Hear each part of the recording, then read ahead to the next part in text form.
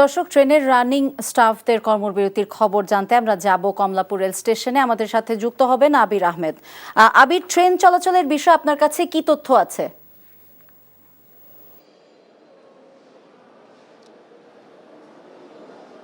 কিছুক্ষণ আগেই জানিয়েছিলাম এখানে জাতীয়তাবাদী শ্রমিক দলের প্রধান সমন্বয়ক কের সাথে কিন্তু শ্রমিকদের একটি বৈঠক হয়েছে, দফায় দফায় বৈঠক হয়েছে। সন্ধ্যায় 2 ঘন্টা বৈঠক করেন। বৈঠক করার পরে শ্রমিকরা আবার আলাদা হয়ে তারা আলোচনা করেন, আবার পুনরায় তাদের সাথে দুই পক্ষের সমন্বয়ক হয়ে এই শ্রমিক দলের নেতা কিন্তু বৈঠক করেন। কিন্তু কিছুক্ষণ আগে তিনি এই বৈঠকের বিষয়ে কথা বলেন, ব্রিফ করেন, কিন্তু সেখান থেকে কিন্তু তেমন কোনো সমাধান আসেনি।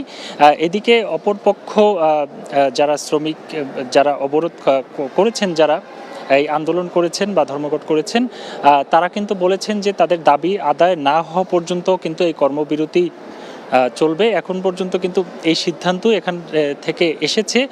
এর আগে যেটি ঘটেছে, দুপুরবেলাও কিন্তু এ নিয়ে বৈঠক হয়েছে দফায় দফায়, কিন্তু তখনও কিন্তু কোনো সমাধান আসেনি। এখানে আরেকটি বিষয় আপনাকে জানিয়ে রাখি, এখানে এই কারণে কিন্তু এখানে যারা যাত্রী রয়েছেন তারা কিন্তু ভোগান্তিতে পড়েছেন। যাত্রীদের সমস্যার জন্য যেটি রেলওয়ে কর্তৃপক্ষ তারা অভিযোগ করেছেন যে তাদের টিকিটগুলো যাতে ফেরত দেওয়া হয় সে ব্যবস্থা করা হয়েছে। এদিকে যারা তাদের গন্তব্যে যেতে চায় তাদের জন্য কিন্তু আলাদা বাসের ব্যবস্থা করা হয়েছে। তো এখন পর্যন্ত কোনো এখানে দফায় দফায় মিটিং হওয়ার পরেও কিন্তু এখন পর্যন্ত এখান থেকে কোনো সমাধান আসেনি।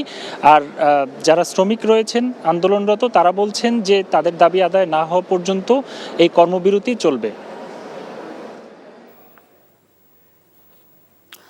আমরা জানছিলাম রানিং স্টাফদের কর্মবিরতির খবর। আমরা জানছিলাম যে কিছুক্ষণ আগেও একটি বৈঠক হয়েছে তাদের সাথে।